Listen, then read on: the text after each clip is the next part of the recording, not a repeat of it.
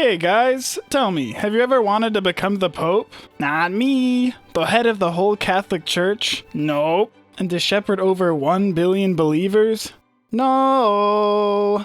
Well, I don't give a shit, because today is Advice Day, and today I will teach you how to become the Pope.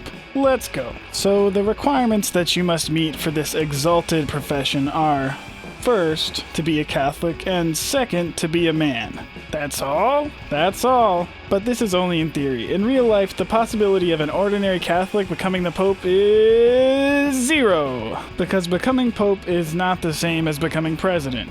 You can't just run for the job.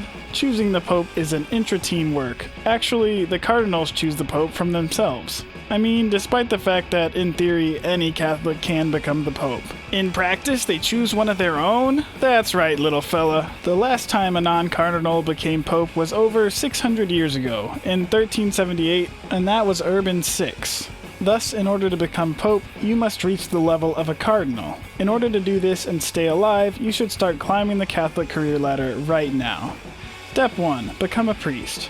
Unlike other churches where you can fill out an application on the website and boom, you're a priest, the Catholic Church regards the priest as a real profession that requires education, which means you'll need to study a lot.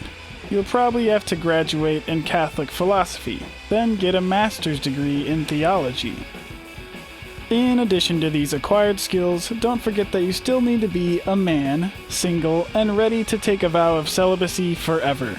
If you have fulfilled all the initial requirements and even worked a little in a church, then you are ordained a priest, which essentially means that you become the manager in a church, or you work with a partner and the two of you manage the church. But don't stop there. You need to move on and get the position of the one who made you a priest.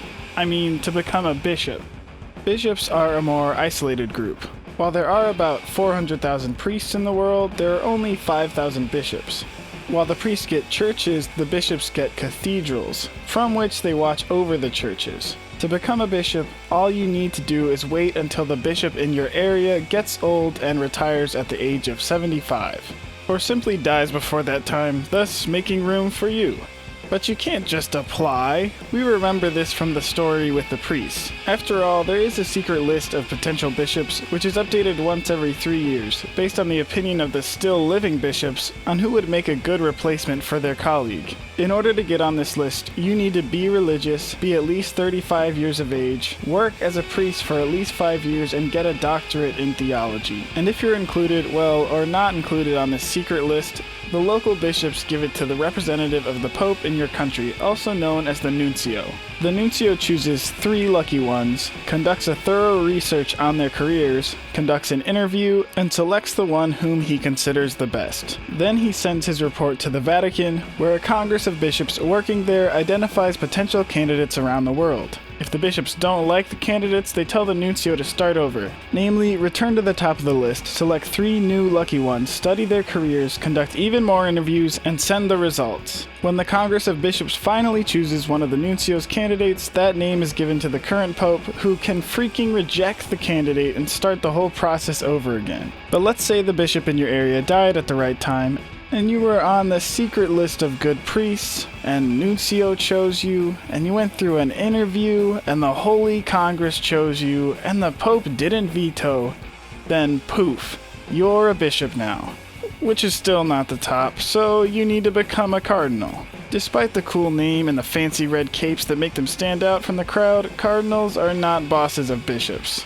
In fact, they are bishops, but only with an additional title, additional duties, and additional features, the most notable of which is choosing the Pope.